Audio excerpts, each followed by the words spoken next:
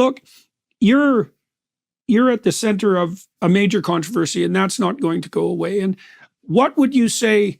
This is kind of a stock question, but I don't know how to more intelligently formulate it. What frightens you about yourself?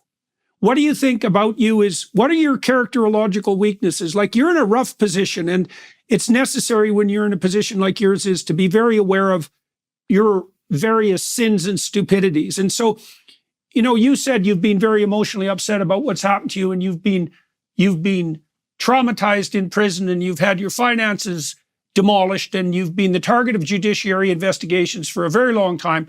That's very stressful. It can make people, what would you say, touchy and volatile, and I can actually understand that.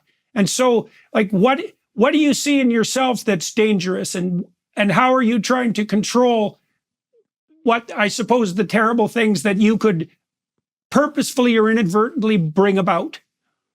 Okay, so yes, when the country was at its highest point, again, when Lee Rigby was beheaded, I held a demonstration to 10,000 people. No one wants to pick up what I've said. I stood up and said there's 660 Muslims serving in our armed forces. Yeah, they're doing more for the country than me. If you attack a Muslim woman, you're a coward. I've always educated and been pivotal on my points of non-violence, always. But yeah, what is the danger for me? The danger for me personally is I ain't going to back down. It's simple. And that doesn't mean I'm not scared. I'm scared now. I'm terrified I have felt under attack at times. I've never felt what I felt for the last 2 weeks. Never. I've never ever felt this. I have got it coming from every angle, from everywhere. What does that do to me? Does it make me cower? No, it makes me come out fighting. And it makes me come out fighting in the sense that I'm willing to be the sacrificial lamb for you. Yeah, I'm willing to. And you better believe it to the establishment. If you think putting me in jail and getting me killed is going to solve your problems, you're going to spark the revolution like you cannot imagine.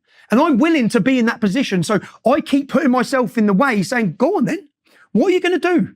Because I'm not going to back down on the sense. And why am I not going to back down? Because I wholeheartedly, Jordan, Tammy, to anyone watching, I wholeheartedly believe our country is at stake. The future safety of our children is at stake. We're supposed to shut up and remain silent whilst we're replaced, whilst hostile communities are brought into our nation, whilst our rights and freedoms are taken. If you know how after the last 7 days you can't see our rights and freedoms are being taken, well, we're not going to remain silent while they take them. And I'm going to scream it from the hilltop. So what faults do I have? That's my fault. My fault is that I should have backed down a long time ago.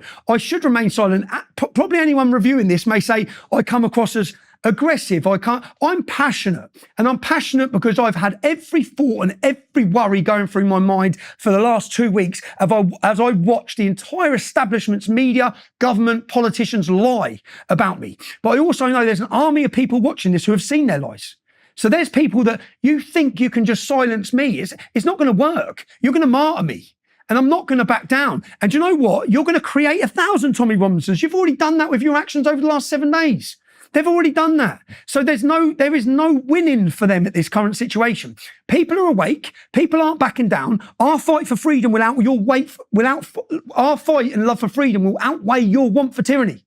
And right now we're facing tyrannical forces that wish to enslave us and take our speech, something that's our God-given right. You're not taking it, not without a fight. So and what does that fight assume? I'm not calling for people to commit violence. I never have. What I'm saying is we will use our platform, we will awaken people, and whatever move they make next, whether it's been my imprisonment, you see, putting people in prison for 30 months for something said on Facebook, you're actually doing our job. Our cause to awaken people, you're helping with it. So each time they try to crush it, you're actually creating more people, and they think that they can scare people into silence. And as I said, I stood in Trafalgar Square and said to the establishment, what you're witnessing now is the British spirit. Do you see what they've done since that day? Is try to break that British spirit. I don't think they'll be successful. And the reason they need to censor this video you're watching now, they need to censor it because it has the ability to awaken more people. It has the ability to inspire more people. And they know that. They know that, which is why they must have total control. You're going to go back to the UK, you said, if I got this right, near the end of October to face the music. That's the plan.